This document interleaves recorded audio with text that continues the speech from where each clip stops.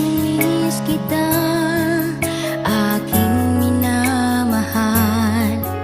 Sa bawat oras lagi ka sa puso't isipan.